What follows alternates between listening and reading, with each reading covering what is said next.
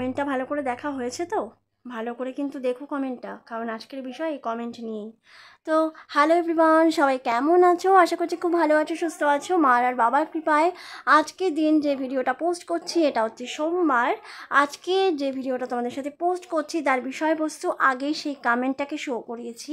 সেই কমেন্টটাকে তোমাদের ভালো করে অবশ্যই পড়ার জন্য বললাম, কারণ আজকে এই বিষয়বস্তু এই কমেন্টকে ঘিরে। যারা পড়েছো তারা বুঝতেই পারছো আমি কি বলতে চাইছি। মায়ের একটা অদ্ভুত লীলা, অদ্ভুত কাহিনী বলো, লীলা বলো, যাই হোক, সেটাই আমি তোমাদের সাথে আজকে শেয়ার করার জন্য ভিডিওটা পোস্ট করছি। অবশ্যই কমেন্টটা ভালো করে দেখবে, বারবার রিকোয়েস্ট করছি।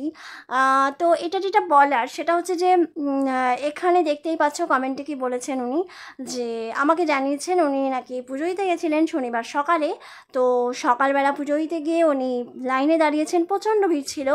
লাইন দিয়ে পুজোর ঘরে উনি পুজো দিতে এসছেন, পুজো দিয়েছেন, বাট পুজোর ঘর থেকে মার ঘরটা কত দূর তোমরা যারা এসছো তারা জানো, আর যারা আসবে তারা যখন আসবে দেখতে পাবে একদমই এক পা কি দু পা একটু এগোলেই মাকে দেখা যায়, কিন্তু উনি না দেখে ফিরে যান। তো উনি ভাবেন, মনে করেন আমি হয়তো কোনো অন্যায় করেছি বা যাই হোক কিছু একটা ব্যাপার আছে, তাই আমি মাকে দেখতে পেলাম না। তো এই ভিডিওটা এই কমেন্টটাকে ঘিরেই, আর সেটার কারণটা আমি তোমাদের বলতে চাই। কেন? কারণ তোমরা অনেকেই বুঝতে পারছো আমি কী বলতে চাইছি। মানে মা না চাইলে মাকে দর্শন করা যায় না, এটা কিন্তু আমাকে আবার প্রমাণ দিল একজন ভিউয়ার্স। তো এটা কিন্তু একদম প্রত্যক্ষ, বুঝতে পারছো তো তোমরা? মা না চাইলে মাকে কেউ দেখতে পারেন না। অমাবস্যা তো ছেড়েই দাও, সেটা তো কথাই নেই, মা না চাইলে লাল চৌকাঠ পেরোনো যায় না। আর শনিবারেও মা না চাইলে চৌকাঠ পেরোনো যায় না, মাকে দর্শন করা যায় না, এটা আবার প্রমাণিত হলো। তাই কমেন্টটা তোমাদের সাথে শেয়ার করলাম, যাতে তোমরা পুরোটা বুঝতে পারো যে সত্যি মা কতটা জীবন্ত। তো আমি একটা কথা বলতে চাই ভিডিওর মাধ্যমে, যে অনেকে অনেক কথা বলছে, যে নেগেটিভ কিছু কথাবার্তা আমার কানে আসছে। তো আমি বলবো যে আমি যখনই একটা কোনো দ্বন্দ্ব আমার মনে বেসিক্যালি হয়, তখনই না মা সেই দ্বন্দ্বটাকে না আমার মন থেকে কাটিয়ে দেন। আমি জানি না কার মন থেকে কাটান বা কাটান না, কিন্তু আমার মনে কাটিয়ে যান। যেমন আমি নেগেটিভ শুনেছি, সেরকম পজিটিভও শুনেছি, সেটা আবার পরে তোমাদের বলবো। অ্যাকচুয়ালি এখানে ভিডিও লিমিটেশন থাকে, টাইম লিমিটেশন থাকে, তোমরা জানো, মন খুলে কথা বলা যায় না। তাই তোমরা আমার লাইভে অবশ্যই আসবে, সেখানে তোমাদের সবার সাথে মন খুলে কথা বলবো, অনেক বিষয় আছে কথা বলবো। আর কি বলবো, শনিবারের পুজোর ভিডিও তোমরা কাল পাবে, ঠিক আছে? আজকে সোমবার, আজকে কিন্তু মন্দির যাব, বাবাকে কিন্তু লাইভ দর্শন করাবো, মাকেও তাই। তোমরা আমার সাথে থেকো, আর বাবার পুজোর ভিডিও কিন্তু তোমাদের সাথে পোস্ট করব, অবশ্যই লাইভ করব, অবশ্যই কিন্তু থাকবে। তো যেটা বলছিলাম বেসিক্যালি, যেটা বলার কথা, মূল বিষয়বস্তু, যে কমেন্টটা তোমাদের শো করালাম।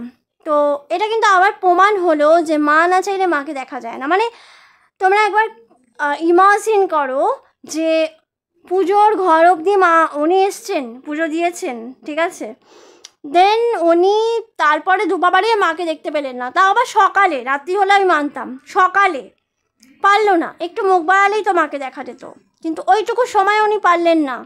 তো আমি ওনাকে ভরসা দিয়ে বললাম, মার প্রতি ভরসা রাখুন, মার প্রতি আস্থা রাখুন, মার কাছে ক্ষমা চান, আপনি মায়ের দর্শন নিশ্চয়ই পাবেন।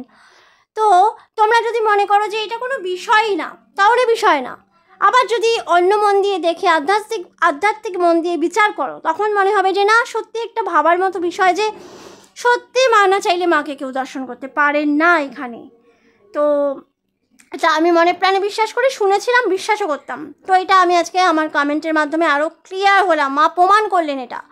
তো প্রতিটা মুহূর্তে আর একটা জিনিস আমার সাথে হয়েছিল, এটা তোমাদের সাথে আগেও বলেছি, এরকম কমেন্টের মাধ্যমে আমি জানতে পারি যে অক্ষয় পাত্র উৎসব হয়েছিল, তখন একজনের মনে দ্বন্দ্ব ছিল, সকালে এসে বাচ্চা ছোটো বলে প্রসাদটা দিয়ে চলে যান। ওই প্রসাদ মা খাচ্ছেন তো, দেওয়া হচ্ছে তো, এইটা ওর মনে এসেছিলো।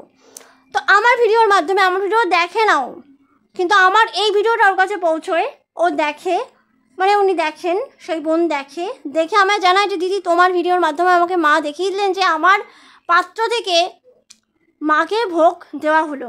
তো কতটা মা জীবন্ত হলে এইটা হয়, তোমরা শুধু এইটাই ইমাজিন করো, তাহলেই তোমরা বুঝতে পারবে। তো গুজবে কান্না দিয়ে মায়ের ওপর ভরসা রাখো, যে যেখান থেকে আছো মায়ের প্রতি ভরসা রাখো, মায়ের প্রতি ভরসা রাখো, মায়ের প্রতি ভরসা রাখো। জয় মা শ্যামসুন্দরী, মা আমাদের সবাইকে কৃপা করবেন, মায়ের এই চরণে স্থান চাও, দেখবে তোমাকে সব অমঙ্গল দূর করে নিজের কাছে টেনে নেবেন, যেমন করে আমাকে টেনে নিয়েছেন। মায়ের কথা কি আর বলবো, যতই বলবো ততই কম বলা হবে। মানে এক একটা কন্টেন্ট আমাকে রেডি করে দেন। আরও ভালো ভালো ভিডিও তোমাদের সাথে শেয়ার করব, যেটা মা রেডি করে দিয়েছেন। মায়ের লীলা আমার লাইভে আসলে আমি তোমাদের মন খুলে বলবো, মানে অদ্ভুত।